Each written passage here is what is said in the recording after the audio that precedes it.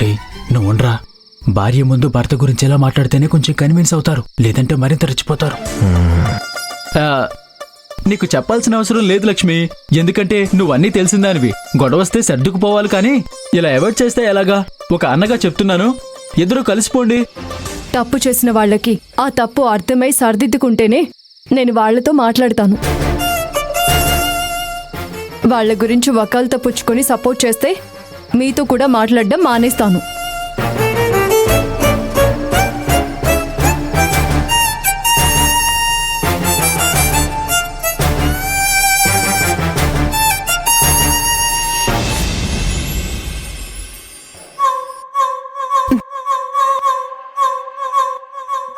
దేవా ఇంకా ఫోన్ చేయలేదేంటి? ఈ పాటికి అఖిల ఆఫీస్ అయిపోయి బయటకు వచ్చేస్తుంటుంది కదా. ఇప్పటికీ 100 సార్లు చెప్పాను పని పూర్తవగానే వెంటనే ఫోన్ చేయమని. ఇంతవరకు ఫోన్ చేయలేదు.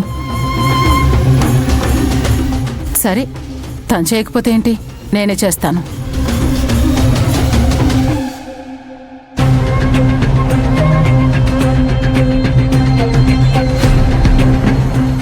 నాట్ రీచబుల్లా.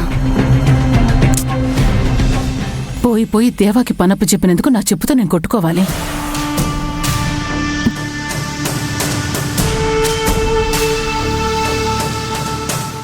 త్వరగా ఫోన్ లిఫ్ట్ చేయి దేవా, లిఫ్ట్ చేయి. ఫోన్ లిఫ్ట్ చేయడేంటి? అమ్మా, ఎవరి ఫోన్ ఎవరు లిఫ్ట్ చేయట్లేదు? అది అది అయ్యో భగవంతుడా, ఇప్పుడు దీనికి ఏం చెప్పాలి? ఏం ఆలోచిస్తున్నావమ్మా? నేను అడిగిన దానికి సమాధానం చెప్పు. నీ ఫోను ఎవరు లిఫ్ట్ చేయలేదు? అదేనమ్మా, కిరణ్. మీ కిరణ్ మావయ్య ఫోన్ లిఫ్ట్ చేయట్లేదు. మాట్లాడాల్సిన పనుంది. కిరణ్ మామయ్యతో ఏం మాట్లాడాలి? ఏయ్, అవన్నీ నీకెందుకే? పెద్దవాళ్ల విషయంలో కలగ చేసుకోవద్దని నీకు చెప్పాను కదా. ఇంకెన్నిసార్లు చెప్పాలి? ఇలాగే ప్రశ్నల మీద ప్రశ్నలు వేసావంటే 4 చీరేస్తాను. పో. సరే అమ్మా, ఇంత చిన్నదానికి ఎందుకు తిడతావు? నేను వెళ్తా.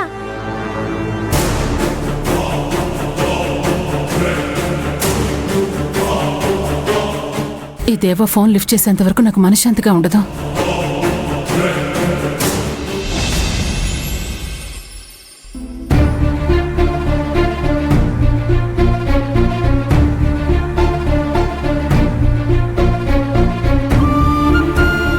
ఒక ప్లేట్లో అన్నం వడ్డించి ఎక్కడికి వెళ్ళింది?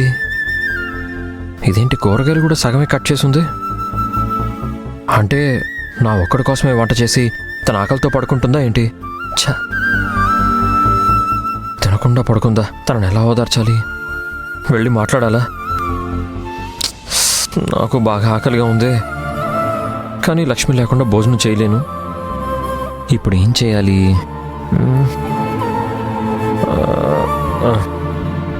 ఇప్పటికి కొన్ని నీళ్లు తాగితే బెటర్. తర్వాత మేడంని కన్విన్స్ చేసి ఇద్దరం కలిసి భోజనం చేస్తే సరిపోతుంది.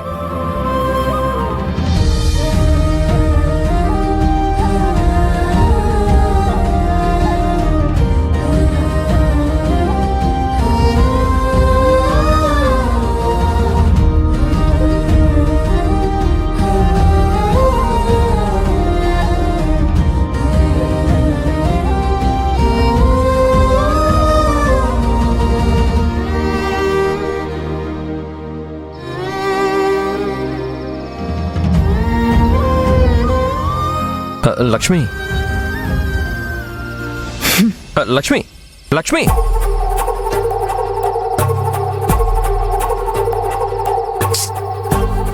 నా మీద ఇంత కోపంగా ఉందేంటి? తనకెలా నచ్చ చెప్పాలి? నిజంగా నేనే తప్పు చేశానా? ఏదో చేయడానికి వెళ్తే ఇంకేదో జరిగింది. లక్ష్మి ఇంత బాధపడుతుంది అనుకోలేదు. నేను అమ్మతో అలా బిహేవ్ చేయకుండా ఉండాల్సింది. లక్ష్మి కారణం లేకుండా కోపడదు. నేను ఇంతలా అడిగినా మాట్లాడడం లేదంటే తప్పు నాదే అనిపిస్తుంది. నిజమే కదా, అమ్మ ప్రేమతో భోజనం తీసుకొస్తే అలా అవాయిడ్ చేయకుండా ఉండాల్సింది. అమ్మ పడ్డ శ్రమంతా వృధా చేశాను. ఎంత కష్టపడి తీసుకొచ్చిందో ఏంటో.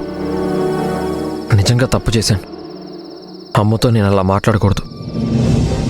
నిజంగా నేను తప్పు చేశాను. దీనివల్ల లక్ష్మి చాలా బాధపడుతుంది. అయినా నేనెందుకు ఇదంతా ఆలోచించలేకపోయాను?